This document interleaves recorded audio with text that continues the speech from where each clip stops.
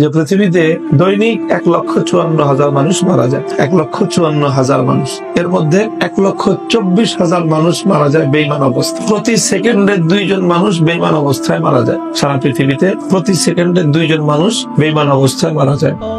মানুষ যে কথা বলে, আমরা যে কথা বলি, সবচেয়ে ছোট যেই কথাটা, একটা বাক্য পূর্ণ মুরাক্কাবে মুফিদ, একটা জুমলা, একটা কালাম, এটা দেখা গেছে ছোট্ট একটা জুমলা বলতে সময় লাগে 7.5 সেকেন্ড। অর্থাৎ আমি একটা কথা বলতেছি, আমার একটা কথা বলার সময়ের মধ্যেই 15 জন মানুষ জাহান্নামের আগুনে পুড়ে যাচ্ছে। কারণ প্রতি সেকেন্ডে 2 জন, 7 সেকেন্ডে 14 জন, 7.5 সেকেন্ডে একটা কথা বলতে বলতে 15টা মানুষ জাহান্নামের আগুনে পুড়ে যাচ্ছে। এক একটা গ্রামে গড়ে পৃথিবীতে মানুষ বসবাস করে 2,000 মানুষ।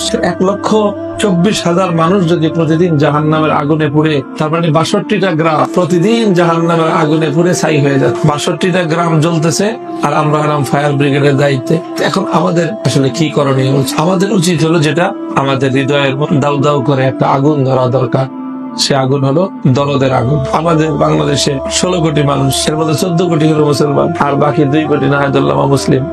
14 জন যদি দাওয়াত দিত, তো 2 জন মানুষ অমুসলিম থাকে কেন? 7 জনের ভাগে 1 জন পড়তো। তো 7 জন লোক যদি একজনের পিছনে ছুটতো দাওয়াত নিয়ে, তাহলে সেই মানুষটা জাহান্নামের আগুনে জ্বলতে পারতো। সে মানুষটা জাহান্নামের আগুনে জ্বলতেছে কেন? সেই 7 জনের দায়িত্ব ছিল তাকে রক্ষা করা। এই 7 জন তো তারা আরামের ঘুম ঘুমাইতেছে, তারা মজা লুটতেছে, আর তারা বলতেছে যে বহু ধর্মের বিচিত্র বাংলাদেশ, এই বৈচিত্র্যের সৌন্দর্য ধরে রাখতে হবে আমাদের, যাতে যে যে ধর্মে আছে ওই ধর্মে থাকে।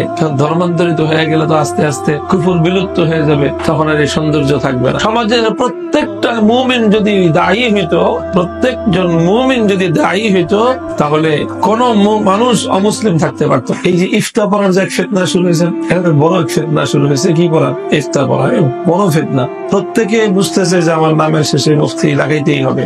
এটা চাকরির জন্য দরকার, বিয়ে শাদীর জন্য দরকার, যাই কিছুর জন্য।